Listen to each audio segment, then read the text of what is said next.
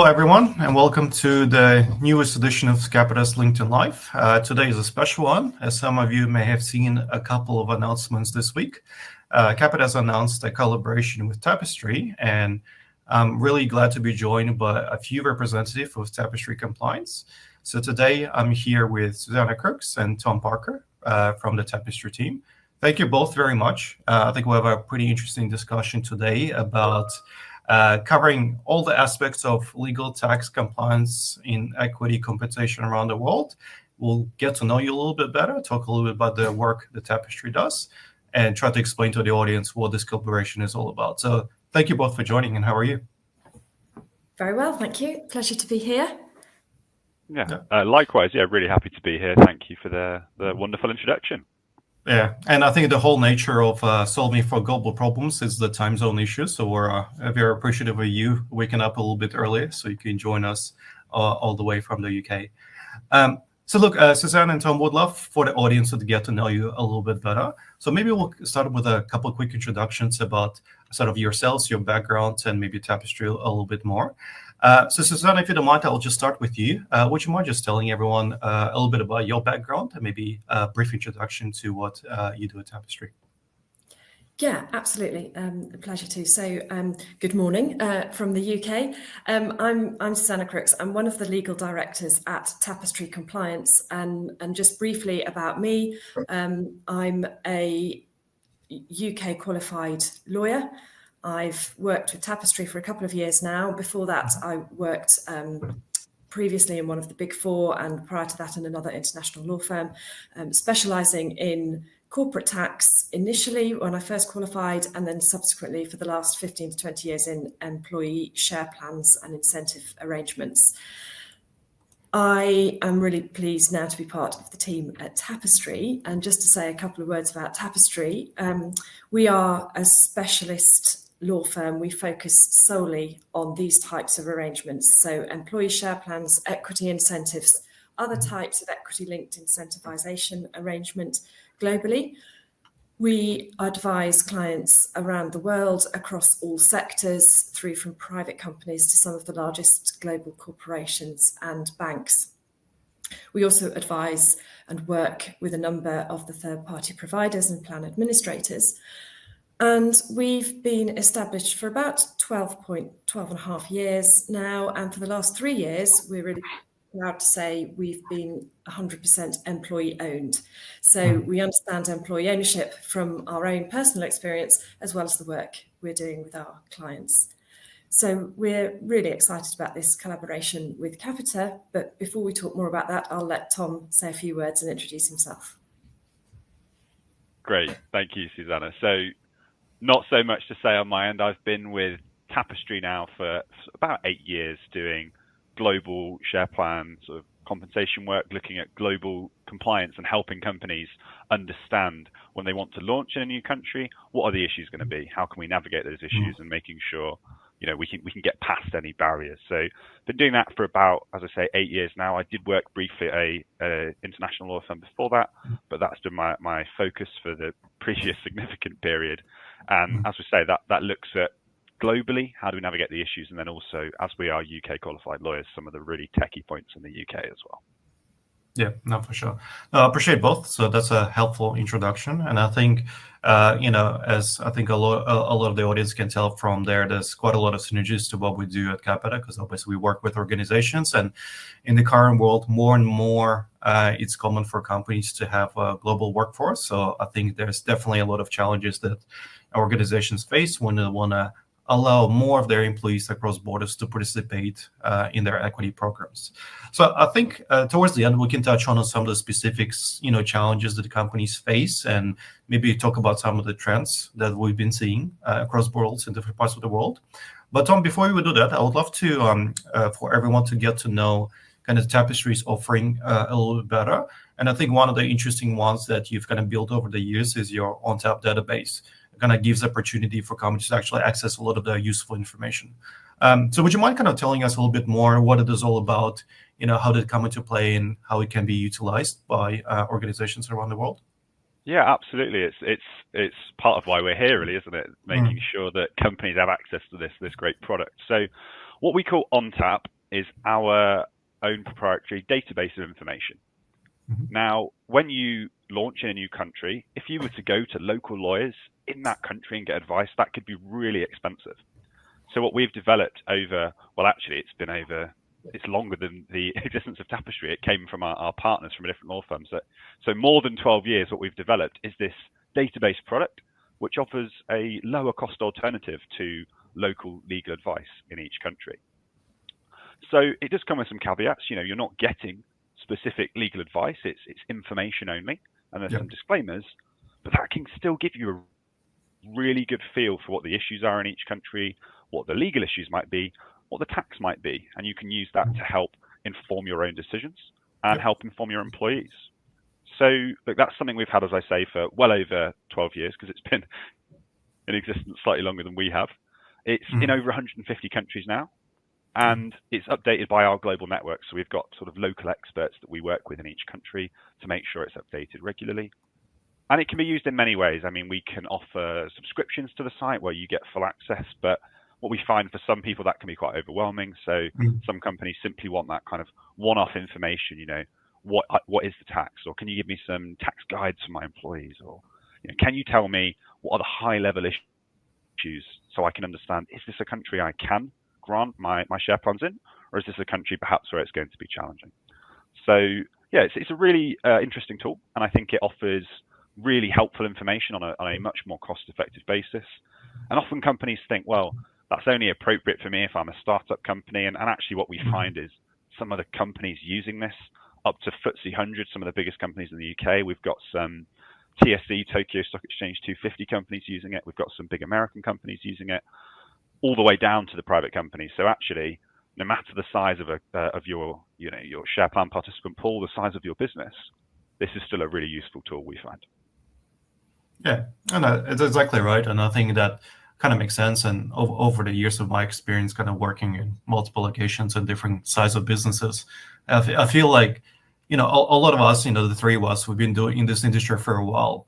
And we're still kind of learning new things every day because, legislation changes, there's some changes to requirements or trends as well. And it's hard enough for us to get a head around it, or even for the companies to kind of do this on a daily basis. But more importantly, for the employees who ultimately receive opportunity to participate in these kind of programs, it's a lot more complicated. So there's definitely, no matter where you are, if you're just getting started, you want to ensure that your employees actually on top of what they're getting into on day one when they receive the initial grant. So there's definitely benefit there. And obviously, as you go and expand across borders, there's a lot more benefit there. But Tom, maybe I'll kind of stick with you. And then I think it would be good to understand a little bit more about the actual kind of use cases and what kind of information can be extracted.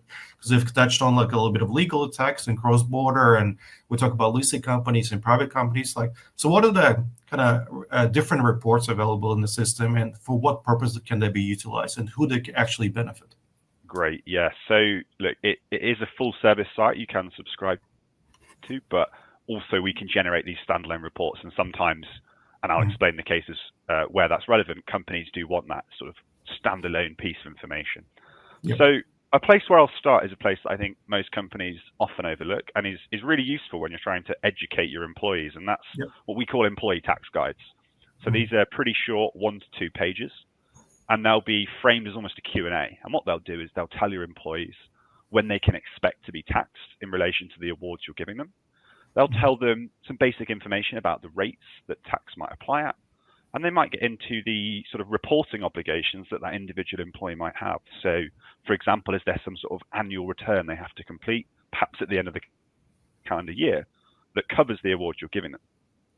So what we're doing with these tax guides is trying to perhaps reduce some of the questions you get back from your employees, make it a little easier for you as the company, but also, to educate them and give them some information. And I have to put my lawyer hat on here, and we have to be clear that what we give in these tax guides is information. We don't ever, as companies, want to be trying to give our employees specific advice. We always want to say, get specific advice from an independent advisor if you need it. But what we find really in practice is that these sorts of tax guides are a really useful way to educate employees, help encourage them to take part in the plans by building their understanding of them, and as I say, reduce perhaps some of the questions you might get back on the company side. So that's one of the useful places to start, I think. Yeah, I think that's a really good point, Tom, about, I think participants really value the fact that they understand the plan. They understand the awards they're getting. If they've got that information on the tax, it helps bring it to life. It helps you understand what this really means for you as a plan participant or as an employee. So from the employer perspective, it can be a really valuable thing to offer employees. It really helps you get the best out of your plan. And what you want to avoid is a situation where an employee has an award and sees that as good news, but then has a tax charge they weren't expecting, and that dilutes the good news message of your share award. But if your participants known from the outset that tax is coming down the line, they're probably comfortable with that, and you can really just focus on the good news message. So they're really, really useful, 1 or 2 pager, easy to understand. I think they're a very valuable tool. Thank you. Awesome. Susanna. So yeah, that's the employee tax guides, and delighted to say there's a lot more to the database and the offering than just that. So on a slightly similar note, not just helping your employees, but perhaps helping your colleagues internally or some of your providers, one thing we can also generate is payroll guides. So what that's going to do is help tell your payroll teams, again, sort of similar information, but geared towards what they might be interested in. So when is tax going to be due still? Is there going to be a withholding obligation? So does the local payroll or local company have to hold back some of the payment due to the participant to cover the tax? And that's an interesting point that varies completely around the world. I mean, we've got a short session today, Tapestry and Capita. We think about these things all the time. And one thing we know for sure is that everything you think is right from your home country or where you do most of your operations, you need to forget when you go global. And that's not to say it's overwhelming, it's impossible. It's just to say that there are differences in every country. And the beauty of this product, and in this case, the payroll guides, is we can simplify all this information. And we can, in this case, tell your payroll teams, as we say, is there withholding? What tax is due? And for the company now, not just the employee, but for the company, are there any reporting obligations? So any sort of annual filings or any annual reporting, perhaps with a local revenue. So that's a really useful report for your own compliance, making sure as a company you're getting things right, not just helping your employees. Yeah, and again, just to sort of add another couple of comments on that, often when you go global as a business, it can often happen really quickly. You've got that opportunity to develop into that country, and you go ahead, and for all the right commercial reasons, you take that opportunity really quickly. But there's often a bit of compliance in the background. Maybe your share plans aren't going to be top of your list for looking at compliance in detail. And so what ONTAP can do is help you quickly get a snapshot of what the key things are that you need to do, because we see it quite often as advisors. If those things get missed, they're more problematic later on. So being able to get a really quick snapshot of the compliance, what tax do I need to withhold, for example, as an employer, and when do I need to do that? Then you're able to go ahead on a reasonably compliant basis. You're making your best efforts to do what you're required to do in relation to your share plans, and that puts you in a really strong position. Absolutely. And I think there's some really great points that will help feed into, maybe I'll cover 2 more of the reports that are sort of offered on the site. And what I'll sort of move into slightly is thinking about some of the legal issues. Now, as Susanna says, one of the benefits of ONTAP is when you're sort of fast growing and you're thinking, I want to put employees in this country, I want to grant equity to employees in this country, it can really help you grasp the key issues. And I think that's the point here is, there are lots of issues around the world, and it's going to be really hard for you to keep on top of all of them. And hopefully it's reassuring to hear from the likes of Susanna and I, who do work with some massive global corporations, some massive banks, to know that none of these companies are able to comply with every single point in every single country. But what we try and help them do is pick out the key ones, pick out the focus areas, where's the highest risk. And the report I'll talk about next is the feasibility review. And what that does is highlight at a really quite high level both legal and tax issues in a country, and we can give you a color coding, a sort of red significant issues, and amber relatively maybe minor issues or a few issues to jump through, or a green color coding that suggests this is going to be quite straightforward. And through that feasibility review, you can identify quite quickly what are going to be the big issues in this country? Do I need to make a filing? Do I have to go to a local regulator and perhaps submit some documents relating to my offering or not? Mm-hmm. So yeah, that's a feasibility review, and again, that's in all our 150 countries, and it's really useful for, might say, testing the water, getting a feel for how straightforward it might be to grant awards in a country, both from a tax perspective, as we've already discussed, but let's not forget legal issues as well. Are there any issues giving shares to people in this country? Are there perhaps any foreign exchange issues or any perhaps requirements to translate? There are all sorts of issues that pop up in different countries, and we can really summarize them at a neat level in that feasibility review. And then finally, the point where I'll end is that aside from these more concise, employee tax guides, payroll guides, and this feasibility review, we do have some quite detailed information on the site. We have what we just call a full, the full legal report or the full tax report. And these really get into the detail of the issues. So if you have perhaps quite a few employees in a country and you really want to grasp the issues in more detail and make sure you are improving your compliance, getting to a better level of compliance, these can be really useful for perhaps your internal legal teams, your internal reward teams to take a look at and sift through and again figure out what the actions are. And alternatively, you can work with the likes of Capita, the likes of Tapestry to take that information and let people like us support you through those actions. Because again, we appreciate that for us, these issues can be complicated. For you, it can seem overwhelming. So sometimes it helps to have that information and then go to someone who thinks about this all the time rather than a few hours a week and ask them to, help guide you through those actions. Yeah, so that's probably all I wanted to say on the content, Amit. And I know you've seen it and you've worked with it yourself, so I'll let you say a few things as well. No, that's right. And I think you're going to summarize. So thanks to both of you for talking us through this, right? But ultimately, as any organization, whether you're startup in private markets, listed company, I think there's always challenges and questions you're going to raise, even if you within your own home country, right? Because not everyone's an expert about all the rules, right? And I think to kind of just summarize, the benefit of Tapestry, you can get access to quality information in 150 countries, which is pretty impressive, right? So that's pretty good coverage.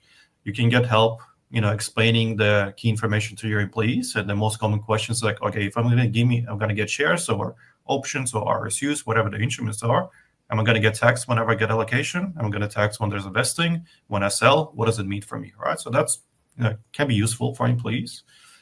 For your teams, because whether you're sitting within HR, reward, finance team, there's always going to be implications of giving equity or cash incentives away to the individuals and usually payroll, who processes a lot of these on a day-to-day basis. They need to be mindful about that we need to report, that we need to withhold. What does it actually mean for us in practice, right? Because it's an afterthought, but it's important to plan ahead for that. Feasibility, because we do a lot of consulting and designing the plan. So for us, we experience that day to day. We have a lot of startups and listed companies. Hey, we make an acquisition in this country. We've never given options away there. What do we need to know about it, right? So that's why that feasibility is it a good idea to even consider? We have 2 employees in this country. Is it worth going through all the trouble to issue equity settled awards? Maybe like a phantom or cash payment or bonus fund is just easier. So there's a lot of trade-offs, and I think Tommy made a very good point. No one ever really complies with every single thing, and sometimes it just doesn't make any sense. So I think the benefit of getting that at least high-level information, so you can make informed decisions about what's the right thing for our organization, because what's right for you may not be the same for your peers or in other industries or different organizations. All right, and in some cases, getting that full-on legal and tax report with every single detail can be quite important, especially if you have hundreds or thousands of employees in the countries. You probably do want to do things properly over there, which kind of makes sense, right? So look, I think to kind of summarize, information in a lot of countries, help for employees on the tax side, help for payroll about all their obligations, help for companies making decisions when they want to expand and do some feasibility in new markets, and just getting legal and tax information for any specific jurisdiction. So these are the 4 key outputs or reports from the product. But I guess one more question for you as a follow-up to kind of wrap up the scope of the offering is that the notion of share plans or equity compensation or long-term short-term incentives, it's all over the place. When we say options are not all made the same. You have CSAP in UK, you have startup concessions in Australia, you have ISOs in US.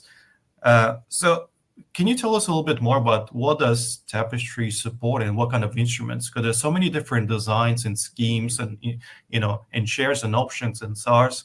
Are they all covered? Like, what are the differences? How does it all work?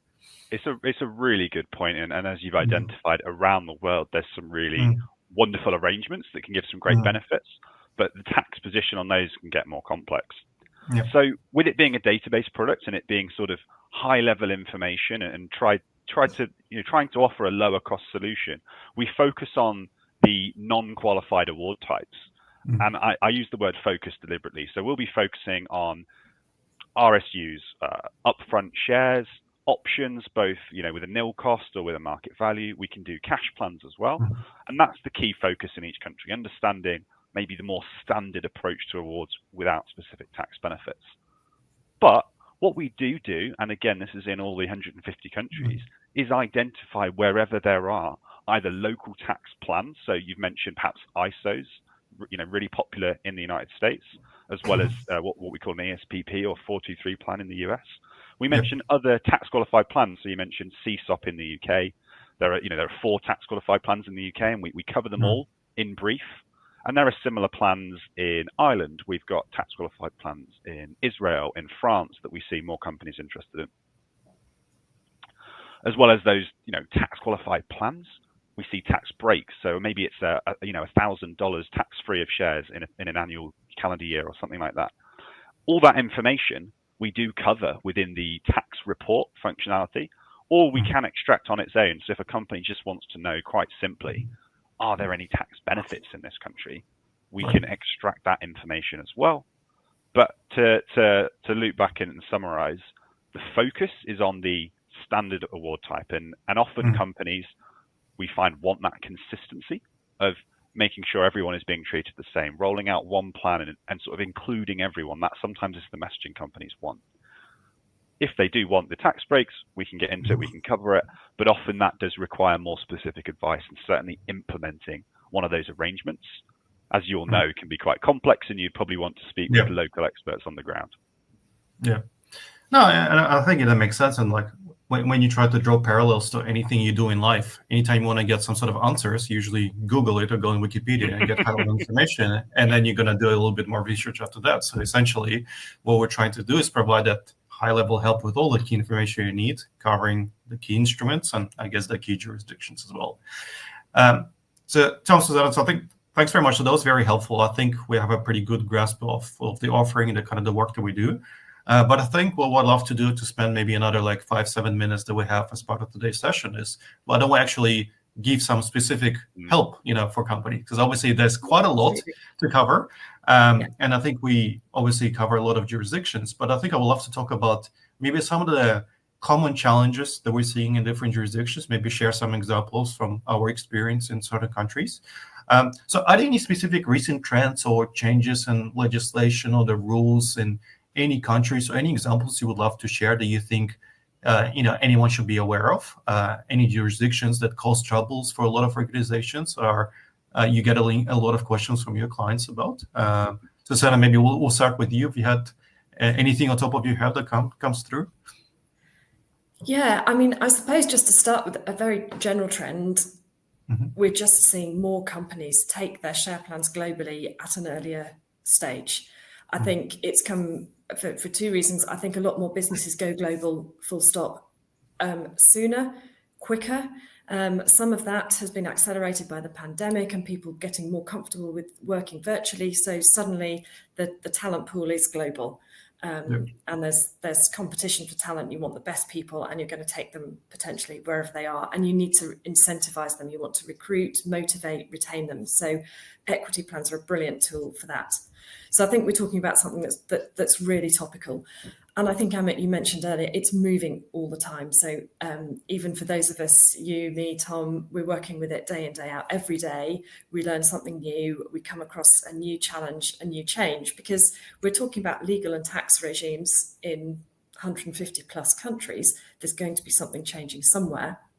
So I think one good news change we've seen recently is in South Korea.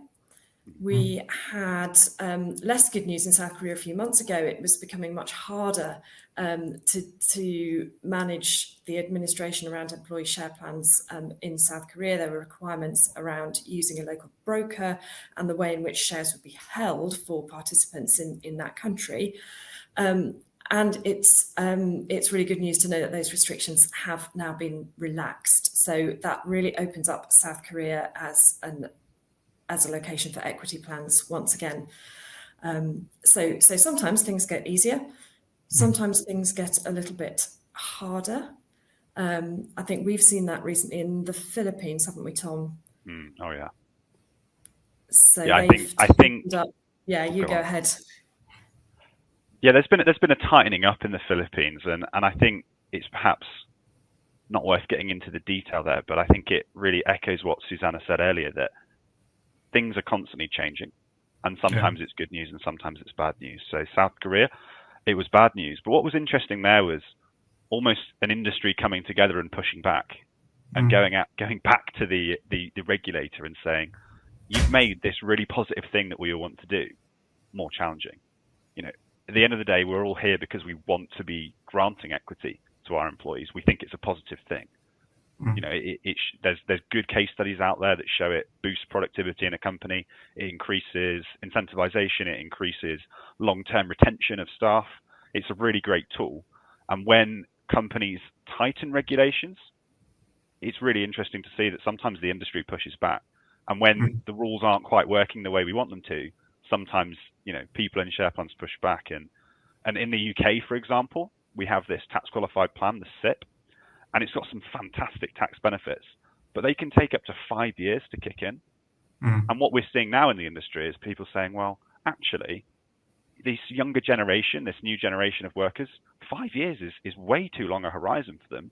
Can we bring that down? And we've seen great British companies come together, industry organizations come together and go to the government and push for change. And for me, that's a really interesting thing to see, to try and encourage this ownership. And on, I guess, a slightly similar note, though not driven by industry, in Germany, for example, recently, we saw a government, bettering their offering to their companies through increasing the tax benefits available for a certain tax break for plans in Germany. So we've seen a threshold that was previously really quite low for tax qualified plans in Germany. I think it was around the 500 euro mark. We've seen that pushed up, and it's now sort of 2,000 euros of tax-free shares you can give in Germany, which is a much more appealing prospect for companies and employees alike. So it's a really interesting area. We've got probably not enough time to get into any more issues in detail, but I know, Amit, you think about this as well. Was there anything in particular you've seen lately that for sure. You talk about? I think the comment you made about granting equity in employee ownership is a positive thing, and a lot of companies do want to do that, and I think a lot more governments or regulators are starting to realize they try to make things a little bit simpler. But yeah, there's definitely some, jurisdictions when things are a little bit more tricky, and I guess Germany is a good example because, the VSOP or virtual share, options were a little bit more popular because that was a thing to do, but maybe there's going to be a bit more equity settled employee ownership, with the recent changes. Philippines is another jurisdiction you mentioned. That's a pretty tricky one with the things you have to go through with the local SEC. I guess in our part of the world where I'm based in Southeast Asia, Vietnam is a common challenge as well, with relevant, requirements you have to go through to roll out a plan for Vietnamese employees. But once again, even the more obvious ones sometimes catch people off guard. Like if you think about the U.S. market, and a lot of companies always have presence in that jurisdiction, is that whenever you give away options, you need to be mindful of 409A, and those kind of equivalent rules are not necessarily present in other jurisdictions. So you might be used to giving away nil cost or discounted options, to your employees because it's quite beneficial for them and everyone likes it. But then you might need to readjust your strategy and reward strategy when you expand to the US market. I think one of the things you also mentioned about the common challenges around exchange controls and moving money in and out. So once again, the South Korea example is a great one. In India, with the FEMA, regulations, I think organizations to be mindful of.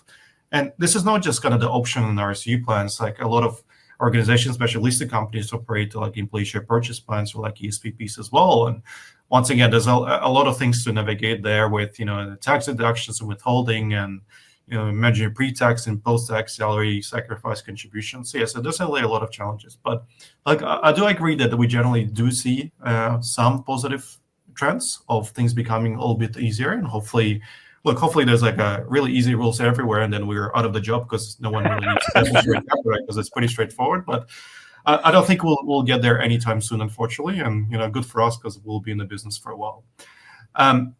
So look, Tom, Susanna, being mindful of the time, I think we've kind of covered a lot of the basics and provided some examples. Obviously, there's a lot more to it, and we can be talking about this for hours. But to kind of wrap up today's conversation, first of all, very excited about our collaboration and the work that we can do to supporting our customers and trying to advance, employee ownership in more jurisdictions for more companies, because we definitely see it as a positive, and we definitely want and do encourage more organizations to consider it.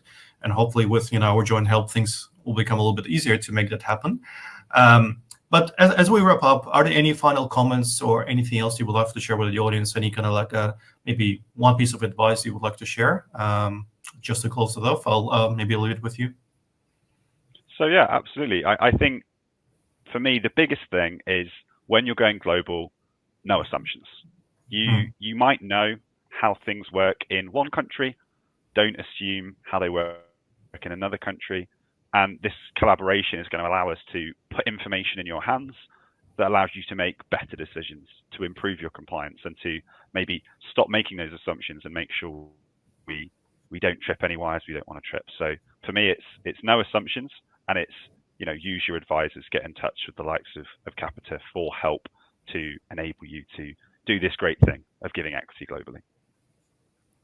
Excellent. And Susanna? Yeah, I've got very little to add. I would say focus on the positives. It is a really good thing to do. There is a level of complexity. We're here to help. Capita are here to help. The database offering is here to try to streamline things, make it a bit simpler for you. And so I think we've talked a lot about complexity. We've mentioned challenges and so on. I just would say not to be put off by that. Where there's a challenge, there's often a solution, and it just takes a little bit of thought process to get there. But let's focus on the positives and see what we can do to broaden that equity participation around the world. Awesome. Well, thank you both. And the final thing, if anyone's curious and found this quite interesting, would love to learn more about Tapestry and the offering, what's the best way to find that information or reach out to you? Is it LinkedIn, email, website? How should people go about it?